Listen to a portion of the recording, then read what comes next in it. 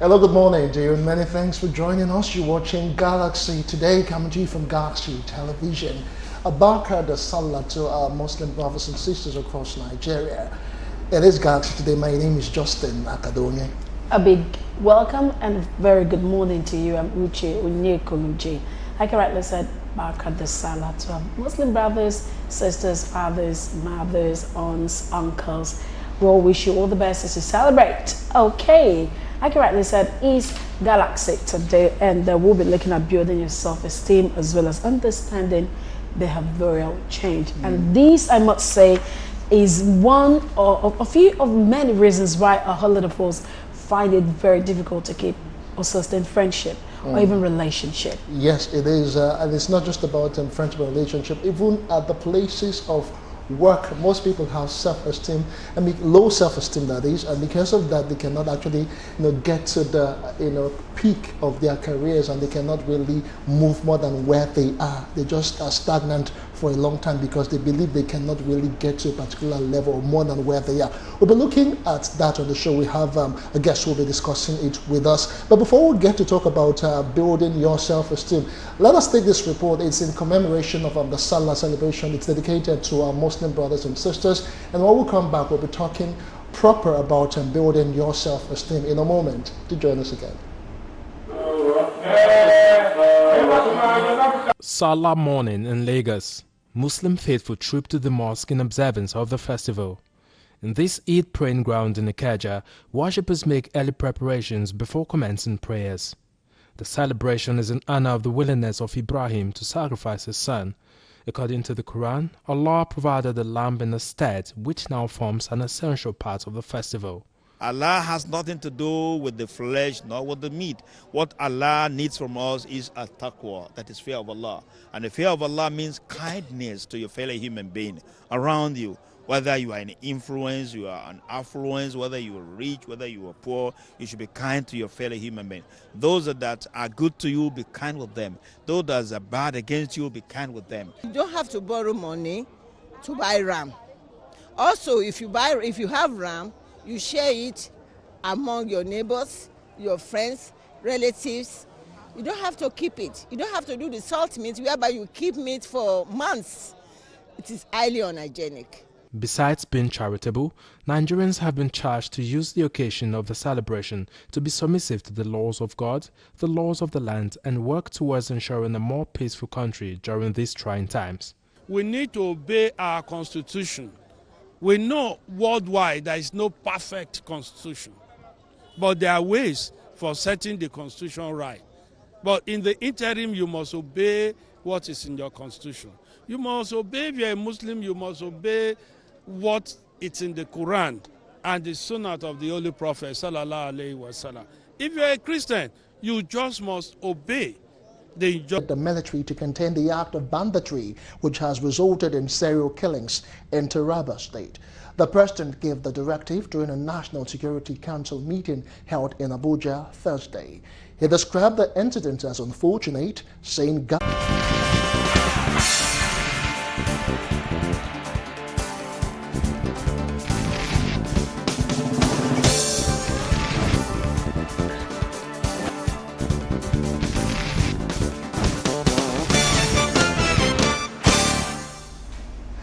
welcome. We sincerely apologize for that mix-up experienced in that report. Well, we wish our Muslim brothers and sisters once again a happy Salah celebration. They are celebrated today and tomorrow, have been declared public holidays on the show.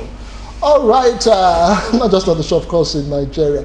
Okay, we have a coach, a motivational speakers, praise and worship leader, among other feathers that she has to her cap. Let's make welcome Fumi Olede as we discuss building your self-esteem. Good morning to you, Fumi. Good morning. Good morning. It's good to have you here again. Same here.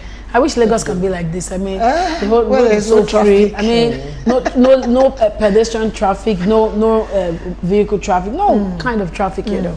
Okay, so we're looking at building your self-esteem. First of all, let's talk about what exactly is self-esteem. Well, self-esteem is how you perceive yourself. Okay. The understanding you have of yourself, the opinion that you have of yourself over others. You understand? I can come into a place now and I tell you, okay, I'm a designer.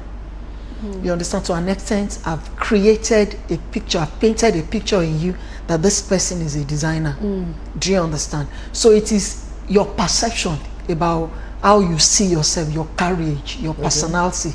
That's what self-esteem. So we could either be low or high. High. So that's where we find the inferiority complex, superiority complex, and doesn't work like that, you know. They all come under self-esteem. Yes, yes. Okay, so when you say someone has a low self-esteem, what exactly? Because a lot of people you said is an opinion of yourself. How you and perceive I can yourself. be wrong about that opinion. Yes, I can be seeing myself wrongly, right? And then I can actually be seeing myself right, and I can also be probably overrating myself or underrating that's myself. Superior. Okay. That's a superiority complex. Okay, so let's look at low self-esteem. How do you know that you have a low self-esteem? Well, how do you know? When you find yourself in the midst of people and you realize that you can't flow with them the way they will naturally flow. Okay, let's say for instance, maybe in the gathering of maybe PhD holders, and what you have is just a certificate from a secondary school. That could affect your esteem in an extent, because in your mind you're asking yourself, what do I have to tell these people? Then sometimes when you find yourself being timid, you're always timid, you're in the midst of people and they ask you what is your name, the first thing that comes to your my name is something, you are suffering from low self-esteem. Then sometimes when you feel inadequate, you feel as if you don't have the capability or the capacity to do what you needed to do at one point in time, you have a low self-esteem. Then maybe when someone makes comment on you, maybe your dress, you're beautifully dressed now, and I tell you you're looking beautiful, and I say, hey, am I beautiful? It's a sign of low self-esteem. Okay, the thing is that people, you know, sometimes speak lowly of themselves, not just because they don't really believe in themselves, but they feel that when they speak too highly of themselves, they are sort of bragging. Does it really flow? No. When you know who you are, you understand, you have that confidence in you to walk into any place, you understand, to introduce yourself to people. Because I tell you, okay, you're looking beautiful, say, hey, am I looking beautiful? But you know you're looking beautiful. I don't know if you understand what I'm saying. Okay, maybe I introduce you to a friend. Okay, she's a presenter, this is what she does for a living, this is the kind of thing and you say, no, we're just managing. No, that is not pride. You should be able to come up with what you do with boldness and confidence in you that this is what I do. The place of pride is different. When you are trying to feel highly of yourself more than any other person, you feel these people, they are on low class, me I'm on the high class. That is when the pride sets in. But there is a place of confidence in you that when you enter a place, you have that boldness and that confidence to talk that this is who I am, and you're not feeling highly of yourself. You want to relate with everybody on the same pedestal. You want to accommodate people the way they are. Okay, I like what you just said, but how do people get to a place of low self-esteem and a high self-esteem? I mean, in a situation where it looks like, or I hear that it could start from the home front, where you talk down at a child, or you encourage, discourage. Now, in all this, simply because you want to train up a good child and you don't want her being proud, or you don't want him being prideful, how do you begin to train up a child who can be confident yet not proud, and help the child's esteem? How to begin to nurture a child's self-esteem? Well, I would say, you know, now this generation, now you can't shut down a child. Your daughter can walk up to you and say, "Mommy, why are you putting on pink lipstick?" Before, if you say, "Mommy, why shut up? Why are you saying that?" In a way, you're trying to build, you're able to understand that this child has an ability to be vocal, to be confident. What you need to do is to channel the child by talking, by dialoguing. Do you understand? You need to negotiate with your child. You understand? For instance, maybe you wink at a child. You know, while we're growing up, when you wink, when your parent winked at you, They are giving you a message that you don't dare say anything. But now a child will tell you, Mommy, why are you winking? What is happening to your eyes? Do you understand? You know, in that aspect, you need to educate them and put them in a proper channel. There is a place of being arrogant or being proud. There is a place of being timid. You understand? When you shut your daughter or your child up, you are causing a damage in the system of that person. Okay, let me give an example. I grew up in an environment where it's a large house. We have uncles, different kinds of uncles, aunts, you understand, relative. And you know, sometimes you notice some things in the family, you want to make comment, they'll tell you, you keep quiet, I will beat you, I will discipline you, you understand? You know, by that, we keep quiet because we know once our parents leaves, these people, they are going to pounce on us and start beating us up.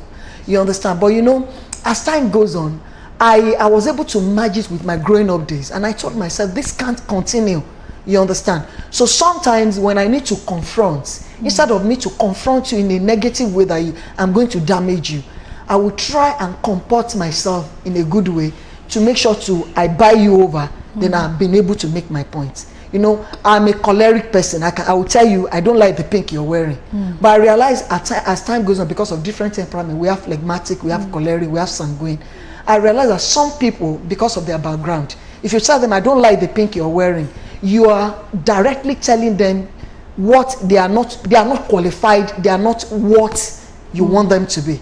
So because I've been able to understand your temperament, I would rather channel it in a way that this pink is beautiful on you. Don't you think if you put on a blue dress, you understand? I'm throwing that question at the person, you understand, to discuss it within himself. And I say, okay, yes, I thought of wearing blue, but because I don't have another option, I decided to wear pink.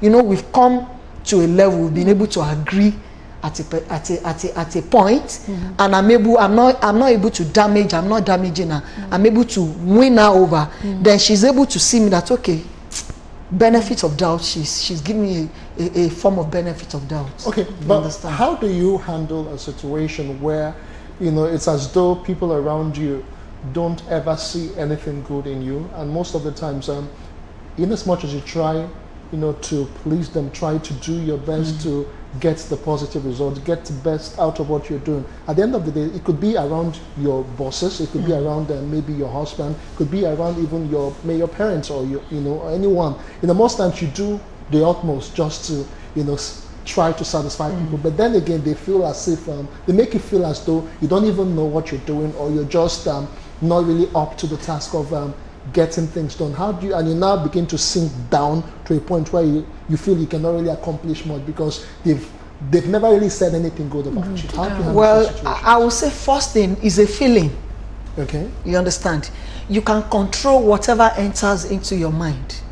Let's say, for instance, if a fan is blowing, you can interpret it as being cold. I can interpret it as, this fan is not enough. It can interpret it as, I'm enjoying the coldness. So it's a feeling. It depends. You first of all, I'll need to guard my feeling. You know, there is a word that says guard your heart, because out of it flows issues of life. So I need to guard my feelings. Then I'm able to control what is happening within me. Once I'm able to control that, you understand, the external factor may not be of so much importance, even though if I can correct it. Do you understand? If I need to change the company of friends I have around me, if I need to change, probably, possibly avoid my boss, because it may be that's my source of livelihood. Do you understand? I may not want to leave my job at that instance, but there is a way we can control it. You tell yourself every morning, I am fearfully and wonderfully made. Do you understand? So it's something you can control within you. Once you are able to control it, the external factor won't be of importance. It has to do with the mind, your mind. But I also want us to look at it from the area of competition. They say competition is healthy. So I get, just to further an extension to what he just asked you, in a situation whereby your parents are actually putting things to your face or telling you things simply because they want you to be better. Maybe the avenue is wrong, or maybe the tool they're using could be wrong, but is there no need to actually sharpen your children's or make them have healthy competition? Because I also hear that this is part of growth, and it makes them them want to attain more in life. It takes you away from that angle of being average and wanting to be excellent in your ways. So are you saying that if you choose to follow that path where you try to push your child to have healthy competition and then try to make your child be better at whatever he or she does, are you saying that can rub off negatively on when it comes to self-esteem? No, well, it depends on the kind of competition you're talking about, because you can only compete with your destiny. You understand? Competition, when it is negative, is when I'm trying to compare myself with you.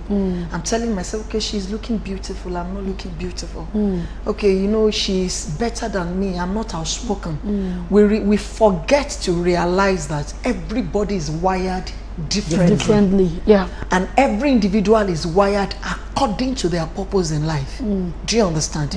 I may be the outspoken time when we meet ourselves, when we get to a gathering. You may not be the outspoken time when we get to a gathering. But when we begin to compare ourselves to ourselves, it's not healthy. You understand? So what we need to do, be competitive, is to be the best at what you do. Not because you want to impress somebody or you want to impress B. Okay. All right, it is still Galaxy today, and we're looking at building your self-esteem. We still have Fumi Olede with us here in the studios. We'll take a quick break, but just to remind you that you can be a part of this discussion, feel free to interact with us on our social media platforms using the hashtag Galaxy Today. You can also send SMS if you have a question for Fumi. We might just be able to take one or two calls before we end up this session. But let's see if we can take that report once again, and Fumi will come complete it for us on self-esteem in a moment to join us again. Salah morning in Lagos. Muslim faithful troop to the mosque in observance of the festival. In this Eid praying ground in Ikeja, worshippers make early preparations before commencing prayers. The celebration is in honor of the willingness of Ibrahim to sacrifice his son. According to the Quran, Allah provided a lamb in a stead, which now forms an essential part of the festival. Allah has nothing to do with the flesh nor with the meat. What Allah needs from us is a taqwa, that is fear of Allah. And the fear of Allah means kindness to your fellow human being around you. Whether you are an influence, you are an affluence, whether you are rich, whether you are poor, you should be kind to your fellow human being. Those that are good to you, be kind with them. Those that are bad against you, be kind with them. You don't have to borrow money to buy ram. Also, if you have ram, you share it among your neighbors, your friends, relatives. You don't have to keep it. You don't have to do the salt meat whereby you keep meat for months. It is highly unhygienic. Besides being charitable, Nigerians have been charged to use the occasion of the celebration to be submissive to the laws of God, the laws of the land, and work towards ensuring a more peaceful country during these trying times. We need to obey our constitution. We know worldwide there is no perfect constitution, but there are ways for setting the constitution right. But in the interim, you must obey what is in your constitution. You must obey, if you're a Muslim, you must obey what is in the Quran and the Sunnah of the Holy Prophet, sallallahu alaihi wasallam. If you're a Christian, you just must obey the injunction enshrined in your Bible. We should use our diverse in culture to foster progress in our country and our population for the growth and development of the country. I wish all Muslim Ummah happy celebration, and we should all of us celebrate in moderation. Prayers were offered for the state and the nation.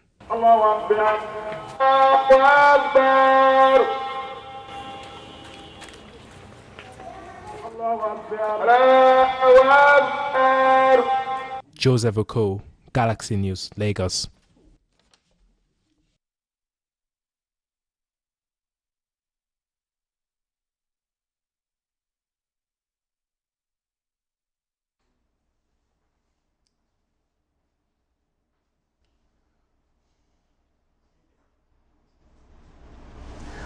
All right, welcome back. It is still Galaxy today as we take some feedbacks from viewers on this morning.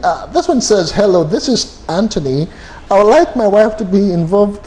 Okay, what event? I don't even know what. Okay, this is not related. I'm sorry about that. If you do not have money, does it really affect your self-esteem? Hi, friends. Good morning. My name is Peter Onazi from Ikeja, Lagos. I have an advice on how to. Okay, this is not related. Please let us stick to the topic of self-esteem this morning. My name is Kay from Agege. Good morning. Your story is an inspirational one. It is very encouraging because it gives encouragement to people like me to rethink and prepare to start something new and forget about the past. Thank you so much.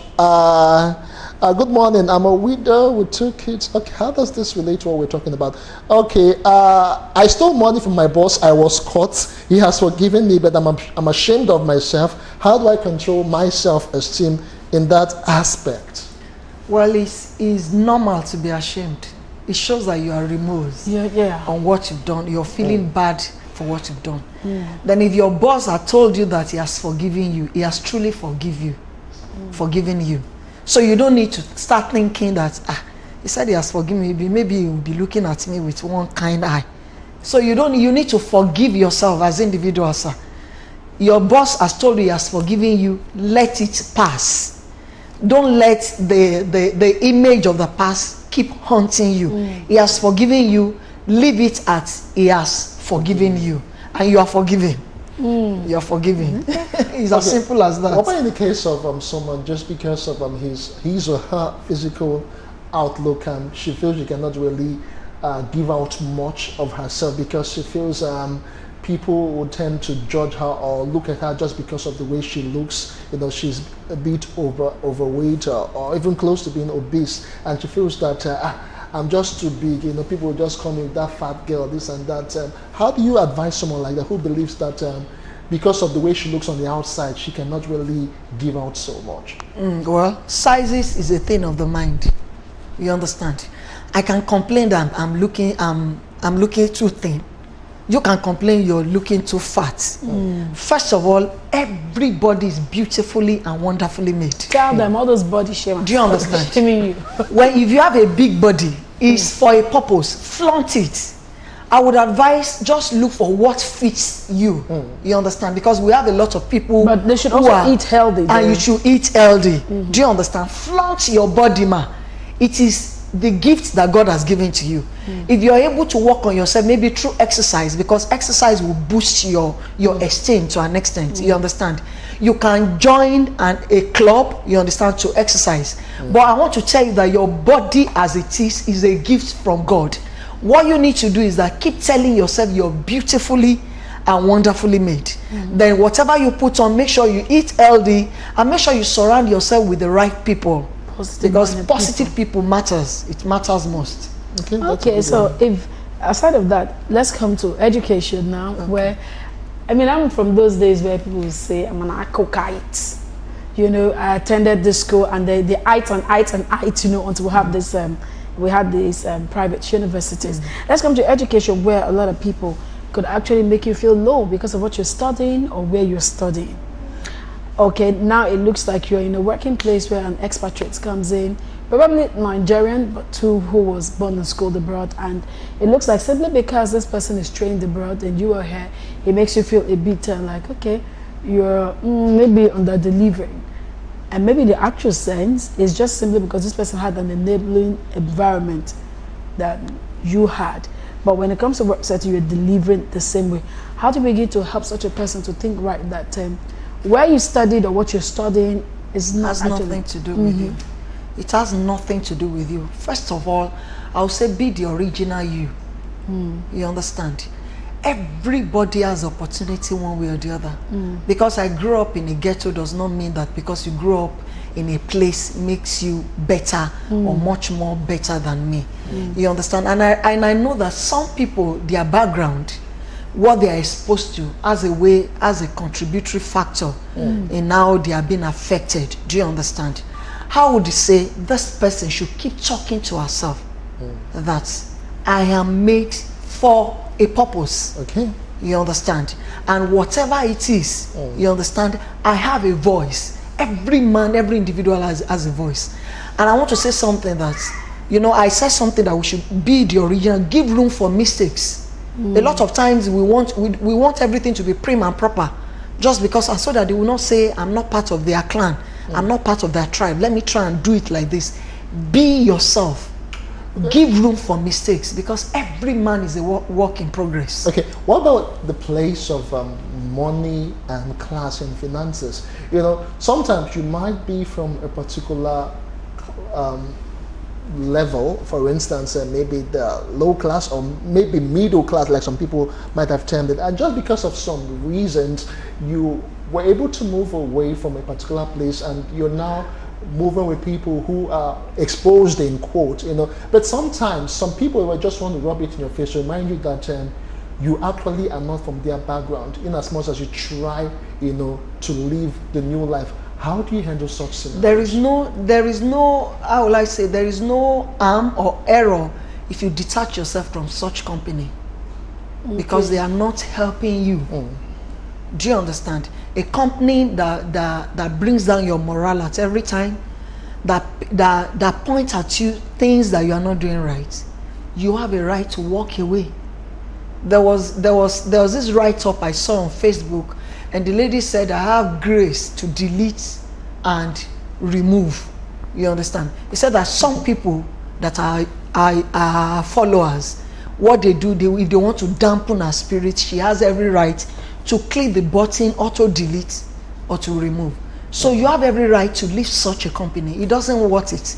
Life is too beautiful for you to surround yourself with people that will remind you. And if you think that everybody started somewhere, nobody, they said somebody is born with a silver spoon. Did you see the silver spoon in the mouth of the child when they brought the child to world? Way. Every man is just opportune one way or the other. And for the fact that you grew up in one setting does not mean I won't be opportune to find myself. Do you understand? Before we actually round up this segment, I want us to talk about pressure. Peer pressures and the personal pressures. there's some pressures you put on yourself, like, okay, at this age I want to achieve this, at that age I want to achieve this, and simply because it's not working out that way, it puts you into undue pressure. I also want us to look at pressure from the angle where you think making money and having some certain things in life actually means success. Can you actually deal with that now, and how this affects one's well, esteem? success does not determine that you have millions of naira in your account. Do you understand? You can have billions of naira in your account and you are miserable. Success does not define you. What success means is that being able to attain little feat here and there. You celebrate every little feat. Let's say, for instance, I left the house this morning and I'm here this morning. You understand? I celebrate the privilege of being able to get here. A lot of people may not be able. For me, it is success. Do you understand? And when I live here, I need to do one or two things. I'm able to achieve it without any stress and hassle. It is success for me. Ability to appreciate little details. Okay. You understand? Helps in a long way. So success is not just an entire package. It is not because I can have a lot of money and I'm not enjoying myself. All right, thank you so much, Fumi, for joining us this morning. Let's just do one or two as we round off. Your self-esteem stems out of your SWOT analysis of yourself. Sinclair from Ayobo. Just advise this person. She says, or he says, good morning. Fear does grip me anytime I'm to speak in public, to the extent that I'll forget what I want to say. How do I go around this? How do I control it? That's panic attack, I would say. Okay. You know, first of all, it shows the importance of what you want to go and do when you are afraid. Secondly, learn to take in breath. Take in breath and keep telling yourself you can do it. Engage yourself in self-talk. Keep telling yourself you can do it. I can do all things. I can do all things through Christ who strengthens me. Keep telling yourself you can do it. And I stumbled on a book of what's the name of Joyce Meyer. He said, do it afraid. You are afraid. Still forge ahead. Keep doing it. Your heart may be beating fast, but still keep forging ahead towards the right direction. All right. Before you know, you realize that the fear it's part of you. Is no longer there. All right, keep doing it. Don't stop doing it. to keep talking it, you know, and leave it. Okay, one more. Good morning. My son is 8 years old and he's big, but each time he comes back from school, he's always complaining of his teacher telling him he's big, and he always feels bad and not comfortable with that. How will I handle such situations? Success from Lagos here. Okay, what you need to do, go and see your son's teacher. Yes. Because that is not good enough. See your son's teacher and dialogue with the teacher. If she keeps saying that to your son, report that teacher to the headmaster or headmistress. Yeah. Then keep talking to your son that he's okay. Then as a mother, try and control the diet of your son. Okay. All right, lots of messages are still just coming in, but I'm afraid that's as much as we can take. Let the conversation flow on social media. Remember, the hashtag is Galaxy today. Let's talk about this thing. Let's build up our self-esteem. We can go as far as our eyes can see. Let's never ever forget that. Doesn't matter where we are, doesn't matter what anyone tells us, so long as you believe it, you can achieve it. And many thanks Fumi for joining us this morning. Thank you so much for having me. Thank you so much. Thank you. All right. And that was Fumi Oloyede, a coach and motivational speaker. We're not done with today, right? No, Justin? we're not. Coming up, I have Isaac Moses of Society for Information and Human Advancement Initiative. I'll be talking behavioral change communication in a moment when we return. To join us again.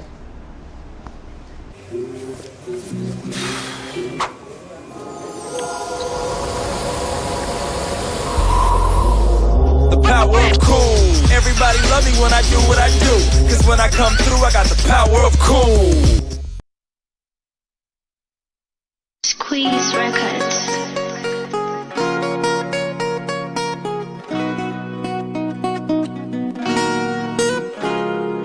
I remember writing letters to see me when we been to school. For my mind, now she go become my wife. Me, I been there tell myself, say 25, I go build house, and I go they drive my own big car. But as time done, they reach yeah, done they grow. We still they tread, but I just keep on building and hope it all comes alive. So, mama, when I become old, I go become a pilot. Oh, say, Papa, when I grow old, I go become a surgeon. But dreams do change, and I keep hoping that it all comes alive. Oh,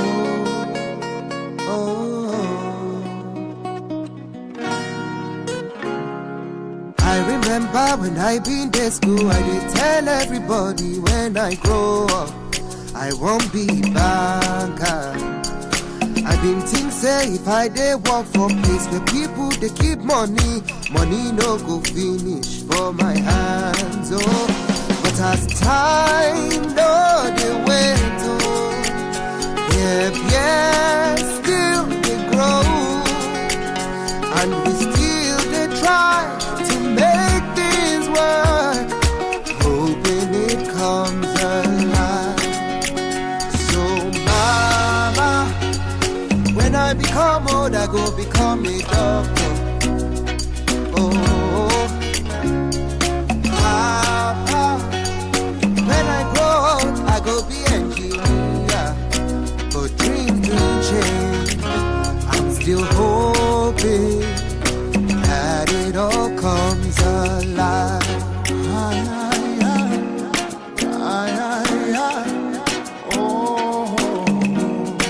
We keep hoping, hoping. Oh.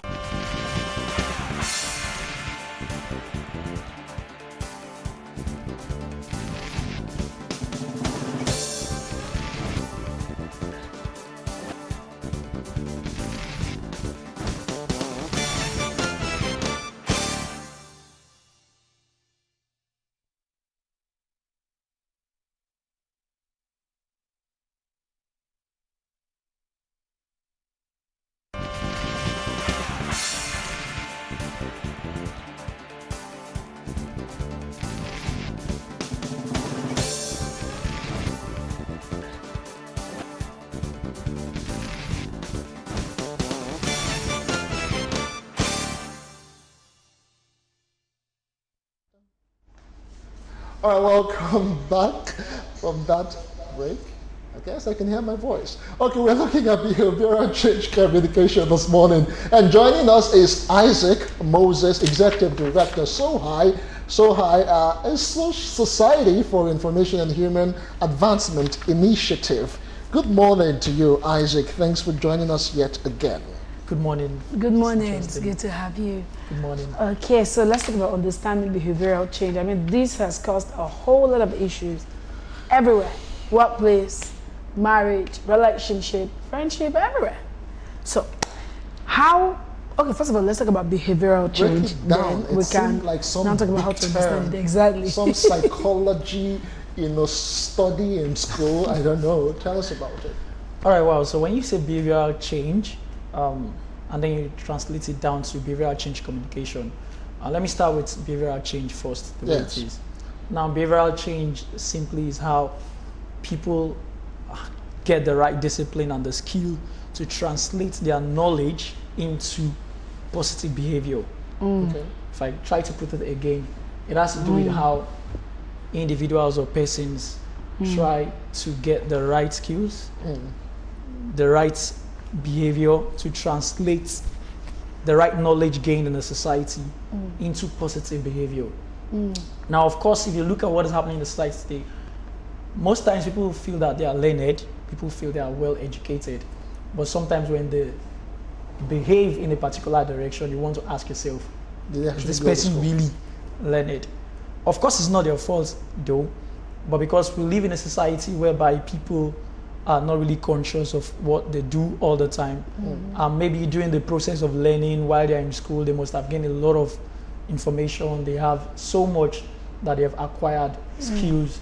But because our kind of system here does not allow us to practice in the line of study. And so it's like coming out again to start practicing and learning how to behave, rather than translate the knowledge while you're learning, while you're gaining that knowledge, translating it into the right behavior so that you can cope and fit in the same society. But how do we begin to get all of this information and skills that we need to, know so as to be able to behave, the appropriate way in our circles of friends, colleagues, just immediate, sphere? Is it something that we can do consciously, or is it something that we need to just get trained and schooled in, aside from spending all the time, in the university, in secondary school, and all of that? All right. With the way it is for me, I like to talk about prevention. And when you're talking about prevention, for this our own generation, it's like the time has been fast spent. You might not really get enough results if you want to start working on our own generation, because people have been molded into a particular shape. But if you look at the next generation, the young people, children from the cradle, while they are growing, while they are learning, they have to begin to practice exactly what they learn. For example, when we're young in school, we're taught pieces of paper, pick them up and trash them and dispose them properly, right? So from that cradle, while they are growing up, they need to start practicing it. But you see teachers that are teaching children, they don't even practice what they teach the children. So the children just know all of this because they need to pass exams, they need to get good grades and the likes, but they are not really practicing it.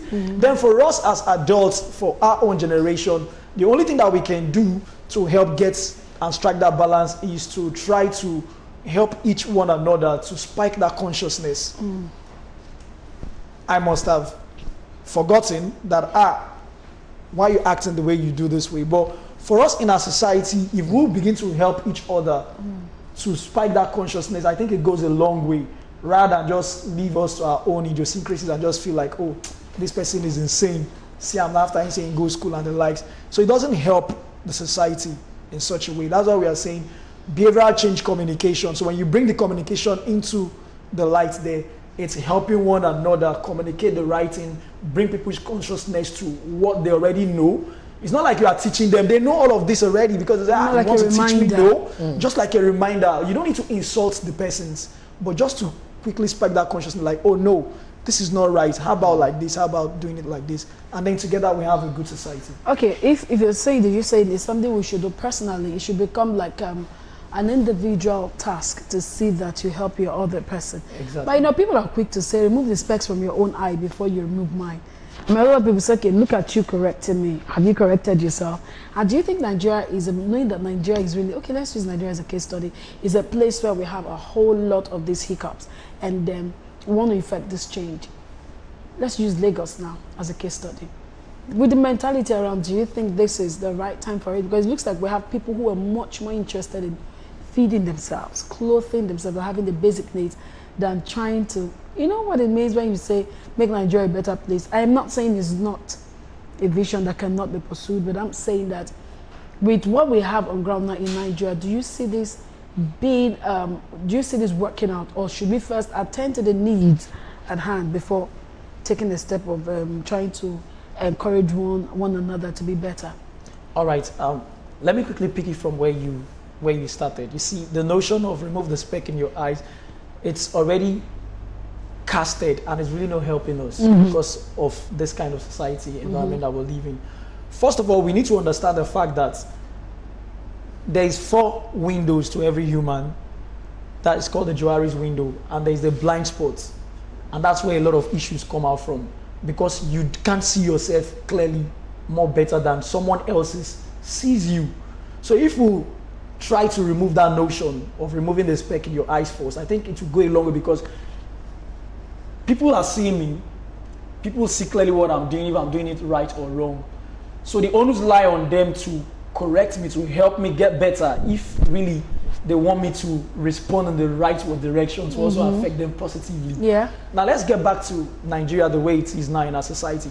Of course, because we are carried away with stomach infrastructure, we are always nagging around the issue. Little did we know that most of the problem and the issues that we are facing today is as a result of each and every one of us not behaving in the right direction, both in terms of health, both in terms of environment, both in terms of the polity, both in terms of education, name it, every sector.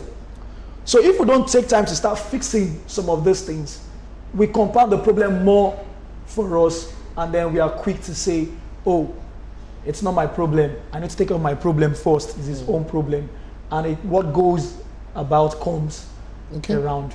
All right, let's talk about what you are really passionate about, which is more for sexual and reproductive health. How do we begin to use this behavioral change communication to to be more conscious and to live better lives, specifically when we talk about sexual and reproductive health? Perfect. All right, that's actually my core. When you look at the way people respond these days, of course I know that if I'm having multiple sexual partners, if I'm not practicing safe sex, if I'm into alcohol and drug, it can impair my judgment. A lot of people know all of this. They know all of this. They've been to school before. They are graduates. They go to churches. They go to mosques. They preach all of the morals. But you see the human side of human beings. First of all, it's all about pleasures first, without looking at the risk and the dangers involved. So for BCC, what we are trying to do, change is a gradual process, like a shift from one position to another. So you help people to now begin to identify some of those issues from the unaware, because like I said, consciousness, from the unaware they get to the awareness stage. From that awareness stage, they begin to feel what? Concern. Then feeling concern and the likes that, oh, if I'm smart, if I say I'm educated, if I say I want to live the good life, then this behavior can really hamper my good life or my plans in future. So that's spiking that consciousness back again. Of course, they know before. So now they are concerned now. Now, when they become concerned, the next thing is what? To be motivated for change. But because we are not motivating each other for change, we are quick to lay the blames, cast the stones. This person is this person that, without knowing that it's the human side of human being. According to Abijakin's revaluation theory, he said there is nothing wrong with any individual except as a result of mistreatment. So by the time you begin to say, oh, this person is that, that's another level of mistreatment again. Instead of motivating me for that change, I go worse than before. So after that motivation, the next is to start looking at practicing and acquiring what skills. There are coping skills.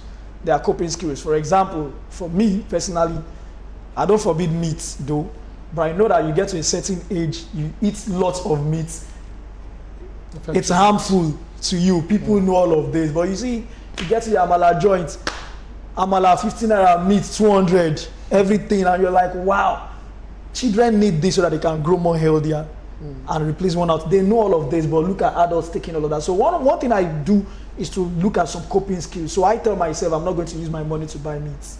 So if you see me eating meat, very, very occasional. So that's a kind of what control. So there are a lot of coping skills that people can really adapt. So when they begin to practice some coping skills, like in terms of sexual and reproductive health, you say, okay, you want to reduce your multiple sexual partner, you set goals and targets. Of course, if I have a lot of partners, I need to service them, I need to keep them active. I'll spend so much money, right? But when I focus, I prioritize an objective, I have a project that I'm pursuing, that will help me want to limit the number of partners that I keep. But you know, this money is always on me. I have some spare money that I can just spend, I can just throw in the air. So the next thing that happens, hey, who is online? Who is online? Who is online? Of course, we're educated and we don't even think to even go and get a condom that is even very, very cheaper to practice it safe. And you don't even think of going out after spending thousands in the clubs, bar, carrying different girls. You don't even think of going out to do a test to check yourself. So these are some of the issues when you want to relate knowledge, attitude, and behavior. So, but people need to adopt some skills to start coping skills. Then when they start being motivated, they start acquiring that skills to cope, they begin to practice that trial change. Then from practice and make perfect, they become fully participatory in the change. And by the time people become fully participatory in a change, it means that one individual has an influencing power of influencing at least 10 persons. Okay. So when I get to that level, it reduces the burden for us as social advocates. So I don't need to start knocking everybody's door. Each one tell one. If you are responding in the right direction, of course you are a role model to so many people. He's also a role model to so many people. And then people begin to do what? To adapt. To adapt. And before you know it, it becomes a better society for us all. Let's take it further. Do you see this affecting any part of our law or culture or tradition? I mean, using the instance you gave, where in a situation whereby we are polygamy, we are polygamous by nature, or let me say we believe in polygamy. So do you see any of this behavioral change affecting some of our cultures and norms? All right, so the culture, if you say culture, yes, the cultures are not just there. People grow up in a society and adapt certain culture. So over time, you see that some cultural practices have fizzled out, while people are still trying to modify to say, okay, culture. Now, if you look at the same thing that we are saying, it has to do with translating knowledge into behavior. So if that happens in the space of polygamy, of course, the first thing that we need to start looking at is the fact that if you live in a society with limited resources, as such, like in Nigeria, would you want to keep 2 wives, more wives, and have more children? When you are looking at demographic or dividend, which will you choose? You don't want to choose the demographic disaster. You want to choose the demographic dividend. So that alone is another consciousness. There will be no need for me to say, okay, let's abolish polygamy. Of course, certain people can afford it. So it's a matter of choice. But what BCC is saying is that consciousness needs to always be rekindled every time we want to make certain decision. And remember that, look, we are not strange in this country. I'll see no reason why a young man will want to keep 2 wives or even have 1 wife, and then you are giving birth to like 6 or 7 children when you are not working, you don't even have substantial things doing. But then again, Isaac, the thing is, the main question I really have is that how come with all of this information and knowledge that people, seemingly have, they don't do what they should be doing. Why? So that boils down again. Like I said, it's all about consciousness. And the only way we can... They are conscious, for instance, they are conscious that if they have multiple sex partners, it has the way of affecting, their life. They are prone to having sexually transmitted infection and diseases. They know that if they don't, protect themselves, they could have this. Yet they know that this could happen. Yet they tend to risk their own lives. So, like I said, it's all about if you look at it from another angle, the human side of human beings. Yes. We are quick to first of all look at the pleasures, quick to first of all look at the parochial sentiments around our actions before we begin to look at the implications and look at some other critical areas if it's going to be beneficial in the long run than we want to think about. So that's where the issue comes in. So if, for example, we are friends, we are a group of friends, in our environment, we keep talking about this, we practice that trial, we encourage one another to adapt the changes in the right direction with the right knowledge, spiking that consciousness, it goes a long way. It goes a long way. Otherwise, people will want to replace the risk and some other critical areas for the pleasures that is involved in their if we decide to go with practices. this notion, we should not expect a positive reaction while we display these positive actions. If I decide to think of consequences before taking an action, and probably whatever it is has to do with another person, I shouldn't, I'm doing it based on trying to have a good BCC. It's not about what that person can do in return. Yeah. Regardless of the feedback I'll get, I just have to keep. That's the notion you're saying. Exactly. Oh, I see. Because the real truth is that if I say this thing is happening, it's none of my business, I'm cool, I'm safe, I'm a born again, or whatever it is, I'm modest and the likes. Remember, what goes about comes around, comes back to us again. It might just be your sister that will be the next victim. It might just be your friend. It might just be your wife that you are thinking of getting married in the future. And if we are not careful, we would have created so much problem in the near future. So the most important thing is that everybody needs to start talking about behavioral change communication, not necessarily preaching, talking about the sins involved, hypocrisy and the likes, but spiking consciousness of various individuals in the right direction while we are relating to ourselves. For example, I'm not going to say it's wrong to take alcohol though. But of course, when I see a friend getting intoxicated, I should be able to say, hey man, remember we are driving back home. Please be calm so that you can be safe, and you motivate the person. And before you know it, I'm also trying to plot my own safety as well, because who knows, if we get carried away and I just feel like, leave him to his own coin, to his own cup of tea. At the end of the day, peradventure it will be me that will just, let me just take a lift in that vehicle, in that car, and who knows, I can be a victim of the accident ahead as well. So if you look at the environment, for example, like we are talking about clean and safe environment, of course, you see persons coming out that lives in slum, people that live in slum come out when it's raining. In fact, they pray for heavy rain to fall. And the next thing is that they bring all their debts and their trash and dump it inside the drainage.